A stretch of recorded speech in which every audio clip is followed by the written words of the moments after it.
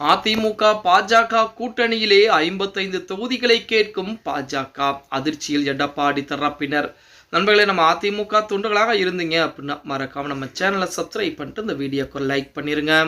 அனைத்திந்திய அண்ணா திராவிட முன்னேற்ற கழகத்தை பொறுத்த வரைக்கும் 2026 சட்டமன்ற தேர்தலுக்கு தயாராகிவிட்டது அப்படின்னே கூட சொல்ல. ஒரு புறத்திலே கூட்டணி பற்றின பேச்சுவார்த்தை, தொகுதி பங்கீடு, மறுபுறத்திலே அதிமுக மாற்று கட்சி நபர்களை அதிமுக இணைக்கக்கூடிய வேலை, இன்னொரு புறத்திலே மக்களை காப்போம், தமிழகத்தை மீட்போம் என மிகப்பெரிய வேலைப்பாடுகளை எடப்பாடி பழனிசாமி பார்த்து கொண்டிருக்கிறார். அப்படித்தான் அதிமுக பாஜக கூட்டணி என்பது உருவானது ஓராண்டுகளுக்கு மேலாகிவிட்டது. அதையுமே எடப்பாடி பழனிசாமி டெல்லி சென்று கூட்டணியை முடிவு செய்ய கிடையாது. உள்துறை அமைச்சர் கூடிய அமித்ஷா அவர்கள் தமிழகம் வந்து 2 நாட்கள் காத்து கிடந்துதான் அதிமுகவுடைய கூட்டணியை முடிவு செய்து விட்டு போனார் அப்படின்னே கூட சொல்லலாம்.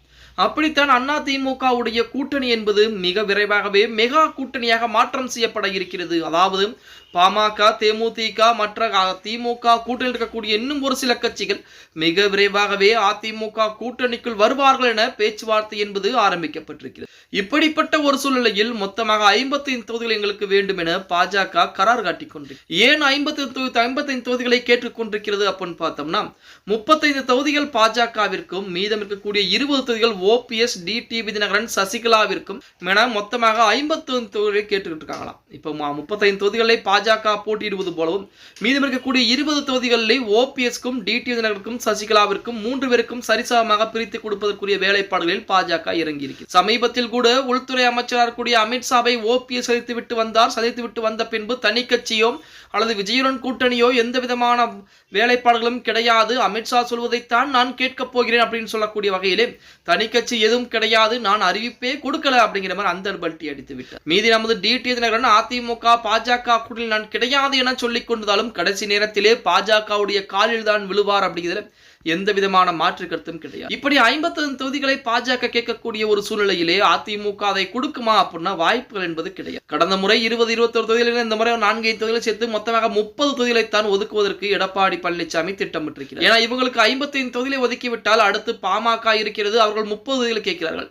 தேமுதிக 10 தொகுதிகளை கேட்கிறது. அப்ப ஆக மொத்தத்தை பார்த்தீங்க அப்படின்னா 55 ஒரு 40 95 100 தொகுதிகள் பக்கம் இதுவே கணக்கு வந்துடும். மீதம் இருக்கக்கூடிய 134 தொகுதிகள் மட்டும்தான் அதிமுகவிற்கு இருக்கும்.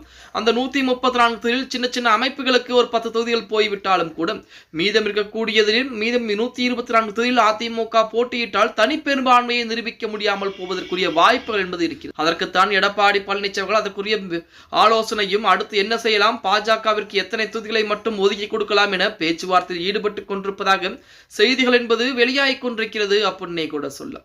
எது எப்படி இருந்தாலும் அதிமுக 2026 சட்டமன்ற தேர்தலில் வெற்றி வாய்ப்பை பெற வேண்டும், தனி பெரும்பான்மையை நிரூபித்து காட்ட வேண்டும் அப்படின்னு சொன்னால் அதற்கு மாற்று கருத்து எதுவும் கிடையாது.